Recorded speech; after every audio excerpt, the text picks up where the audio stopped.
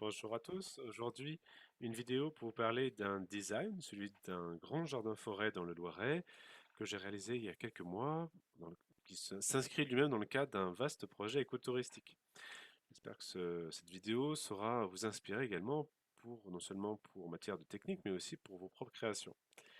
Alors, quel est ce projet en question? Eh bien, il a été mené par Samantha et Antoine, un couple qui a quitté récemment Paris pour aller créer à 1h30 au sud de la capitale un projet qui est riche, il y a beaucoup de composantes. C'est une composante d'abord écologique globale, la recherche de comment est-ce qu'on va remettre l'humain au centre du projet avec des démarches d'insertion sociale, des démarches d'inscription dans l'économie sociale et solidaire, la valorisation du travail d'artisans et d'artistes. Et enfin, une dimension centrale donnée à la créativité et au ressourcement au plus proche de la nature.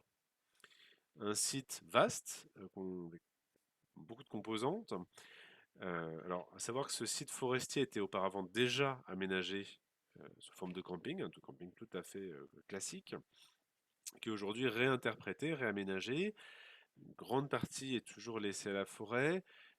On a d'autres espaces qui sont des espaces collectifs, et dont différents bâtiments, des espaces cultivés comme le potager de jardin-forêt, et puis des parties qui sont des tiny houses, servent d'hébergement pour les familles qui vont donc dormir sur site. Chaque site d'hébergement ayant sa propre ambiance végétale et avec l'aide à la fois d'une conception paysagère spécifique et d'une conception aussi des artistes et créateurs donc pour chaque tiny house. Personnellement, j'ai pu contribuer au design du potager, de l'aménagement paysager des tanis et puis le jardin forêt, ce qui va être notre sujet dans cette vidéo. Le grand défi de cet aménagement et sa grande originalité, puisqu'à ma connaissance, il n'y a pas d'autres projets de ce type, c'était de marier l'esthétique des jardins japonais traditionnels avec le concept de jardin-forêt, une forêt dont une grande partie des végétaux sont comestibles. Euh, alors, dans ce projet de jardin-forêt, on trouve beaucoup d'envie, hein. Certes, tout d'abord, ce qui va chapeauter le tout, c'est la recherche d'une cohérence écologique globale. L'une de ces applications étant le fait qu'on va utiliser exclusivement des matériaux qui sont soit biosourcés, recyclés ou recyclables. La recherche d'une certaine esthétique, celle de ce mix entre jardin japonais traditionnel et jardin forêt. La création d'une grande diversité de biotopes, alors déjà ce qui est favorable en tant que tel à la biodiversité, y compris la biodiversité cultivée, plantée, et aussi favorable donc à une création d'une diversité d'ambiance paysagère. C'est un lieu qui a vocation à accueillir du public, donc il faut anticiper les problématiques qui sont liées à ça, avoir des bancs, des poubelles, des cheminements adaptés, répondre aux normes PMR, ainsi de suite. Anticiper la question de la multiplication végétale sur le site, à minima pouvoir multiplier les végétaux pour l'entretien du site, avec potentiellement la possibilité de pouvoir revendre par la suite des plants si on multiplie suffisamment de végétaux. Ce soit un espace qui soit lisible, clair, pour on puisse faire l'objet, que ça soit un site de démonstration, que ça puisse être un lieu de pédagogie. On l'a dit, c'est un espace qui donne beaucoup de place à la production comestible.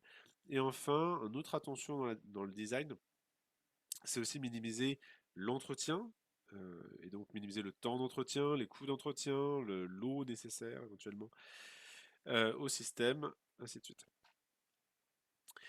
Alors, quel est le contexte? Donc, nous sommes dans le Loiret, ce qui, climatiquement parlant, veut dire que nous sommes en zone 7A, c'est-à-dire climat océanique dégradé. Voici les éléments sur la courbe de température et de la pluviométrie. Donc 650 mm de pluviométrie annuelle, une altitude de 119 mètres par rapport au niveau de la mer. Un avantage du site, c'est qu'on a une répartition de la pluviométrie qui est relativement uniforme sur l'année, ce qui évidemment est aidant par rapport à d'autres situations qui peuvent être plus extrêmes où on a quelques épisodes de pluie très intenses et après des restes de parties de l'année souffrant de sécheresse. Si on zoome encore, on voit que nous sommes donc au nord-est d'Orléans, mais en pleine campagne. Plus précisément, sur une lisière forestière, à côté de grandes forêts. Et voici, enfin, encore une échelle plus rapprochée, le site. Alors la parcelle qui va être aménagée, c'est la parcelle centrale. On voit qu'on a un couvert arboré dense sur lisière est, nord et ouest, et un liseré qui est composé c'est une haie d'arbustes en lisière nord, au sud, pardon. On a également une partie piscine abandonnée, donc à rénover, quelques locaux à l'est également à rénover. Et puis la plus grande partie de l'espace, eh bien, c'est la- la prairie. Donc pas de pratique culturelle précédente. Un sol ça tend, c'est un intermédiaire, je veux dire, en termes de dynamique écosystémique, on est entre l'intermédiaire entre finalement la prairie et le sol forestier. En termes de texture, de granulométrie, on est sur une argile sableuse, ce qui est assez rare en termes de, on a assez peu ce genre de situation. Ici plus précisément, ça veut dire 60% de sable, mais aussi 40% d'argile, les limons étant pratiquement inexistants. Donc ce qui est vraiment intéressant, parce que d'une part, le 40% d'argile, ça permet véritablement au sol de retenir l'eau et les éléments nutritifs, mais dans le même temps, la présence de 60% de sable fait que le sol est également bien drainant, on n'a pas d'engorgement en eau du terrain, notamment sur des périodes comme l'automne et l'hiver. Et c'est d'autant plus intéressant qu'on est sur un terrain qui est assez plat. Où la problématique d'engorgement en eau était nettement plus compliqué à gérer si le sol avait retenait beaucoup plus l'eau. Alors qu'en est-il au niveau du design? Ça, c'est donc la présentation de l'aménagement général. Plusieurs espaces qui s'échelonnent de l'est à l'ouest, correspondent à différents usages et différentes ambiances. Alors sur la partie à l'est, on est clairement la partie de loin la plus fréquentée, la plus ouverte. On veut laisser passer le soleil, la lumière. C'est un endroit qui sera plus fréquenté, notamment avec l'attractivité de la piscine. Donc plusieurs plates-bandes, quelques haies fruitières avec des arbres fruitiers basse-tige, moyenne-tige. D'ailleurs, ces parties plates-bandes, on a fait le choix de faire des bordures en écolate, donc c'est du polyéthylène recyclé et recyclable, qui permettent comme ça de faire cette séparation nette, qui a l'avantage de se prêter bien à des formes courbes, ce qui était l'objet ici. Euh, donc on a comme ça, se met assez simplement en place, hein, ça fait 14 cm d'épaisseur, on en met 10 cm en terre et 4 cm qui dépassent, ça permet comme ça de pouvoir faire des distinctions nettes entre les espaces de circulation et les plates-bandes cultivées, éviter au maximum que tout le public marche dans les plates-bandes, hein. Donc c'est d'où le fait qu'on veut faire une distinction nette. Donc beaucoup de légumes vivaces, légumes perpétuels tels la ciboule de Chine ou encore le poireau perpétuel, la poirée, la tétragone cornue. Et puis sur cette lisière ici, entre le local, sa terrasse et puis la piscine, donc un espace très visible, on a fait le choix de mettre en place un parterre pour des fleurs comestibles, à la fois donc, pour l'aspect esthétique et pour l'idée que ça sera aussi en plus amener quelque chose d'assez ludique et inhabituel sur le fait de croquer les fleurs, surtout en période estivale où là il y a le plus de floraison, avec des plantes comme le cosmos sulfureux ou encore la rose trémière. Enfin, nous avons une partie un peu plus à l'ouest, qui est une partie de transition. L'idée étant de jouer un rôle de sas entre d'un côté la partie est très ouvert, très fréquenté, et après la partie jardin-forêt plus à l'ouest, plus intimiste, avec beaucoup plus de couverture végétale. Un espace qui sert non seulement de transition, mais qui est lui-même fertile et qui fait aussi lui-même de la production. Donc il y a un petit local à outils. Et puis on a cette allée de Tory suivie de la pergola pépinière et d'une serre. L'idée étant de recréer la notion une allée de Tory, hein, c'est ces armatures traditionnelles, normalement dans la tradition sont laquées de noir et de rouge, ce qui ne sera pas le cas ici, puisqu'on est sur un Tory minimaliste, une réinterprétation contemporaine du Tory, qu'on peut le voir sur le schéma à droite, qui sera fait de façon, ma foi, très, très simple. Là-dessus, sur cette structure-là, on va pouvoir visser des lames qui permettent de jouer comme ce rôle de soutien, de support pour des plantes grimpantes. Après cette transition, on arrive sur la partie pergola pépinière, donc structure pergola classique, sous laquelle on a des planches de culture, comme ça pour faire de la multiplication végétale. Une autre partie de la multiplication végétale, c'est assurée dans la serre. D'ailleurs, pour une bonne partie des plants, alors ça dépend des espèces. Pour certaines espèces, ça sera directement la multiplication pour des boutures ou des marcottages directement dans les planches de culture. D'autres vont aller de la serre directement dans l'espace où elles vont être implantées. D'autres plantes avec des cycles de croissance plus lentes vont d'abord être semées en serre, puis transplantées en planche de culture avant finalement d'être plantées à leur endroit final. Bon.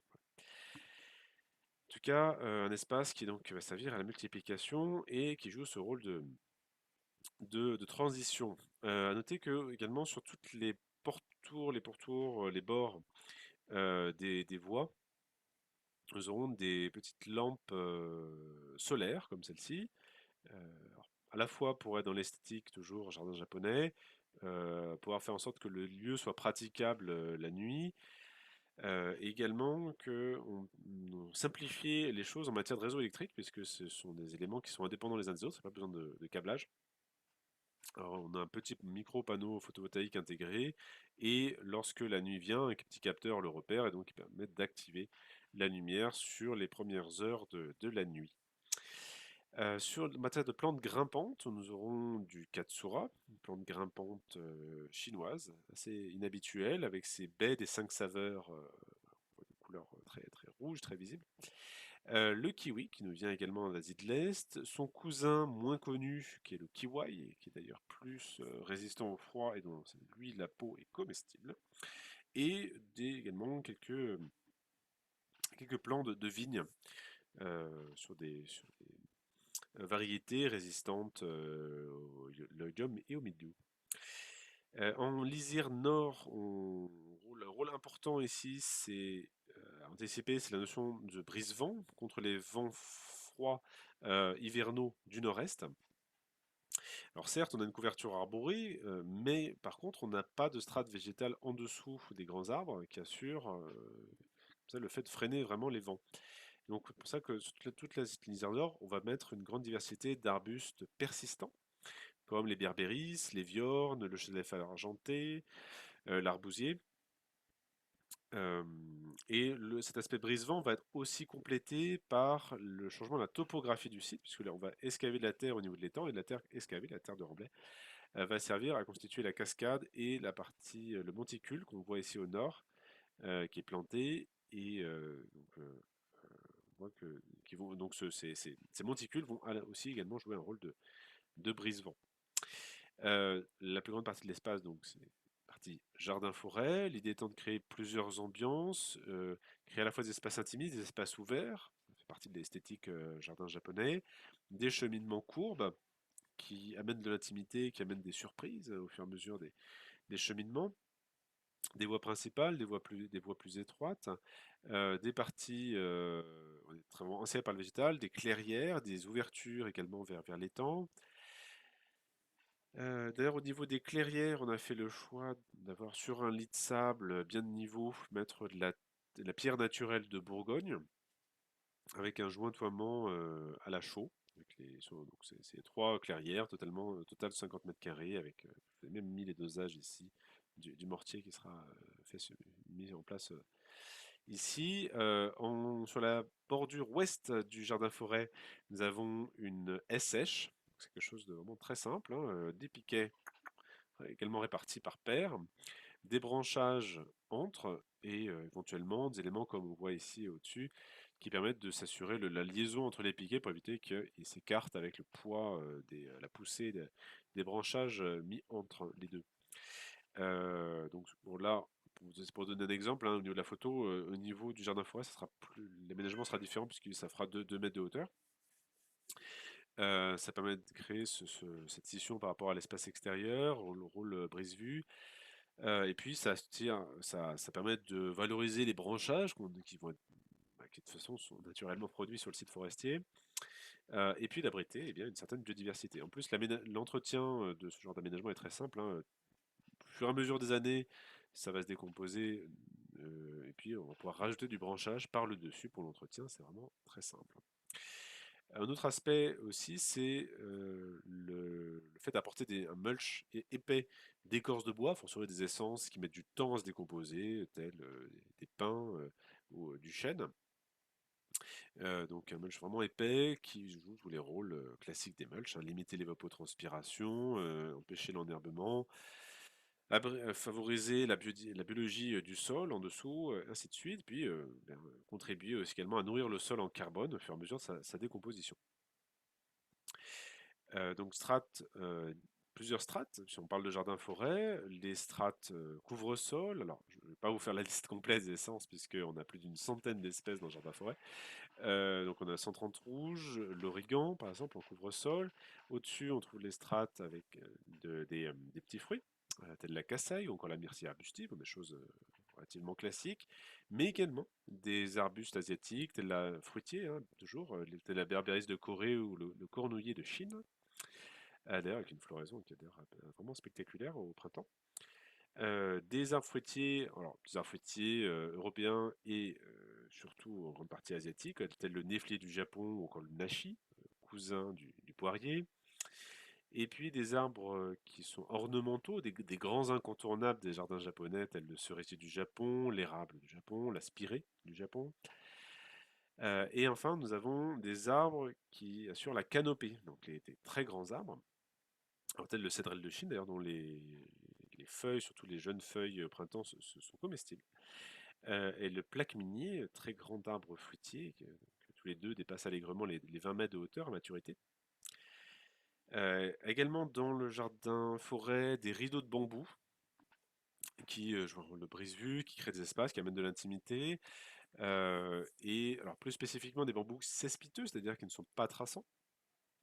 Pas besoin de barrières autour, des barrières plastiques, caoutchouc, bambou ou béton, hein, non. Ils ne vont pas se développer par des rhizomes, donc ils vont être très bien contenus. Donc, ce qui est évidemment d'une grande aide à la fois à la mise en place et dans l'entretien du jardin. Après, la pièce centrale dans l'aménagement, c'est l'étang. Donc, nous avons des arbres et de l'eau.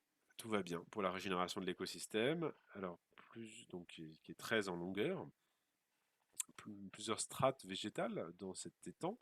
La strate berge plantée, et puis après on a plusieurs profondeurs au niveau aquatique. Ces profondeurs, on les voit mieux représentées ici dans ce plan de coupe. Donc 10 cm, 30 cm, 50, c'est 100 cm, qui correspond à des microbiotopes.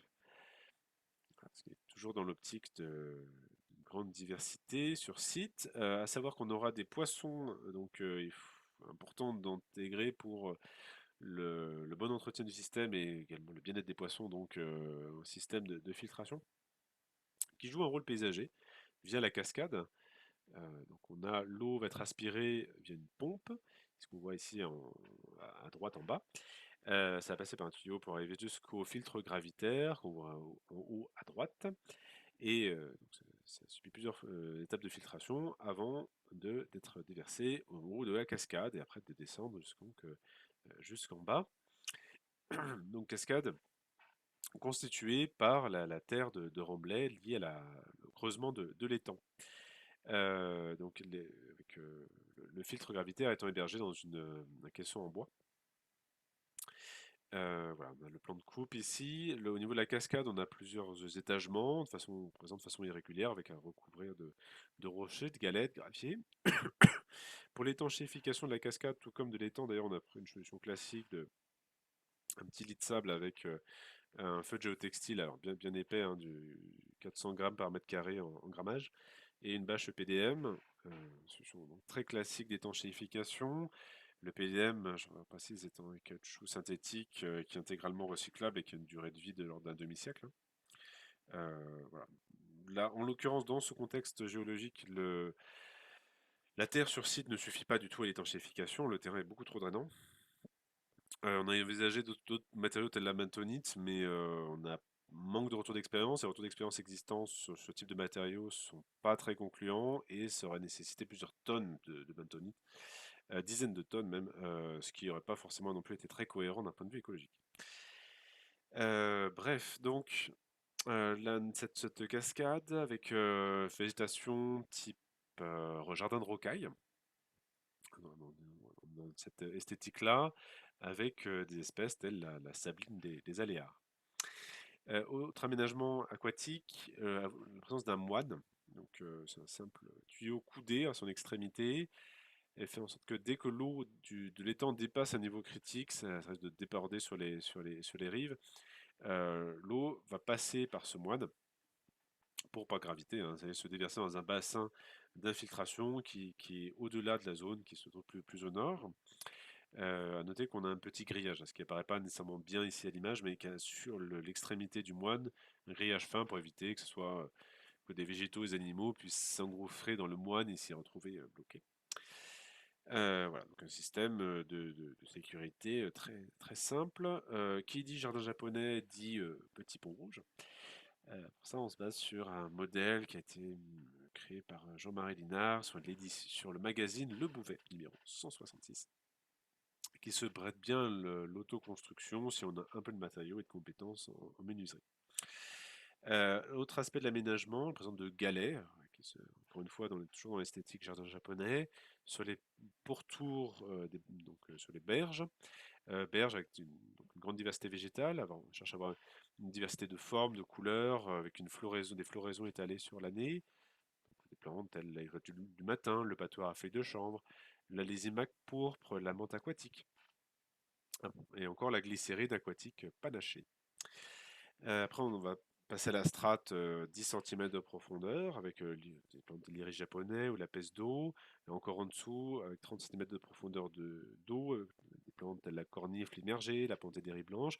À noter qu'une grande partie des espèces aussi sont choisies parce qu'elles contribuent à l'oxygénation de l'eau dans le bassin, ce qui contribue donc à son bon fonctionnement écosystémique. Encore, on descend à 50 cm de profondeur avec le jonc des chassiers et la thalie, et enfin, le niveau le plus profond, au cœur de l'étang, 100 cm de profondeur, avec des plantes telles le nénuphar ou la valinerie spiralée. Donc, enfin, des poissons sont introduits. Alors, on a choisi d'en mettre quand même un nombre de poissons très raisonnable par rapport au volume d'eau, hein, pour éviter un engorgement de l'écosystème aquatique. Avec des espèces, ma foi, assez classiques pour du jardin japonais.